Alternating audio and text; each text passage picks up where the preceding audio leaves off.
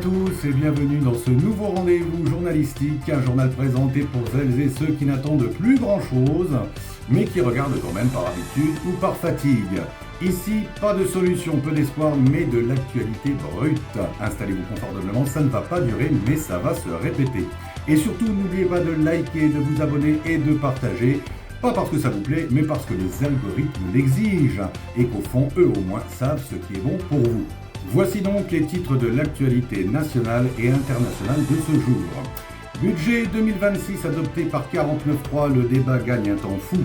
Un citoyen optimiste a été neutralisé avant propagation.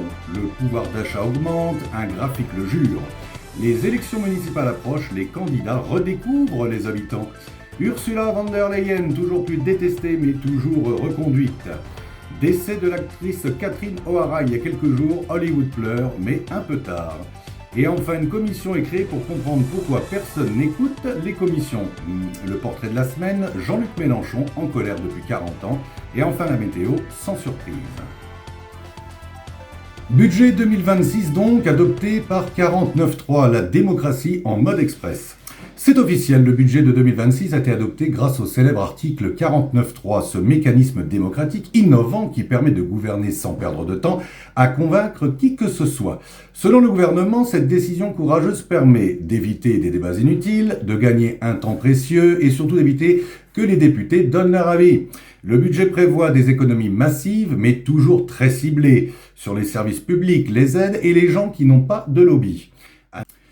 Optimisme, état d'urgence national. Un individu a été repéré ce matin déclarant publiquement « Franchement, ça pourrait aller mieux, mais on va s'en sortir ». Alertés immédiatement, les autorités ont déclenché le plan Optimisme Zéro, dispositif réservé aux situations graves et aux pensées positives non autorisées. L'homme, visiblement contaminé par l'espoir, aurait relativisé la situation économique, évoqué des solutions possibles et, pire encore, refusé de blâmer uniquement les autres. Les témoins décrivent une scène choquante. Il aurait souri en parlant de l'avenir.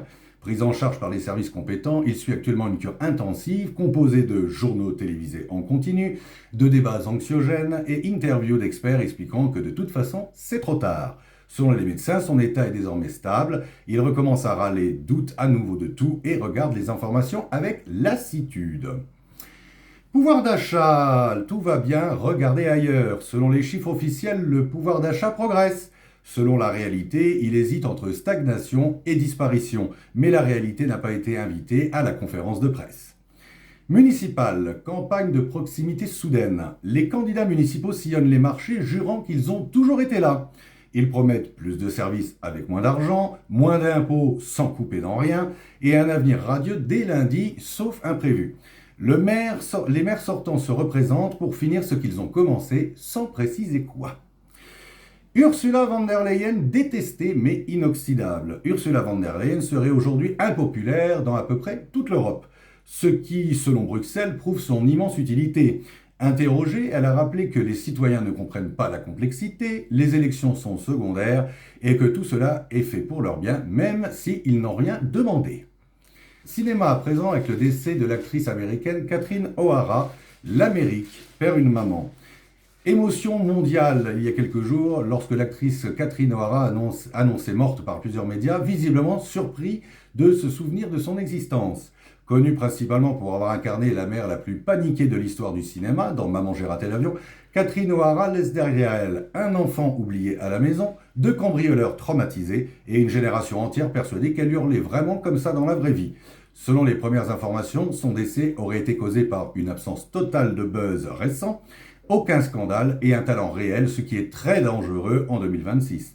Les chaînes d'infos ont immédiatement diffusé des hommages sincères mais courts, faute d'image, autre que elle courant dans un aéroport, elle hurlant « Kevin !» et elle oubliant encore un enfant quelque part. Restons en France, commission de la commission. Une nouvelle commission indépendante a été créée afin d'évaluer la montée de la défiance. Ses membres sont unanimes, le problème vient des citoyens, pas des décisions.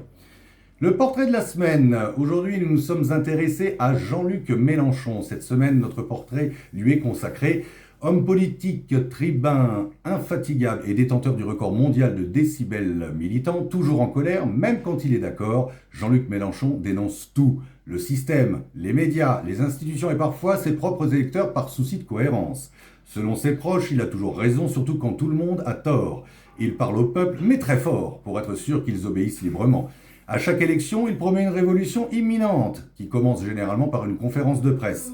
Jean-Luc Mélenchon, c'est un peu le peuple d'abord, mais après moi.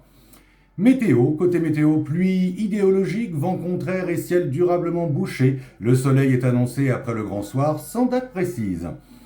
C'est la fin de ce journal, merci à vous d'avoir regardé ce journal avec courage, restez critiques, un peu moqueurs et surtout, ne croyez personne sur parole, surtout pas nous. Et comme le disait un très grand sage qui vit dans la région du Boukistan, à force de péter plus haut que le trou de son cul, on a de la merde derrière les oreilles. Bonsoir.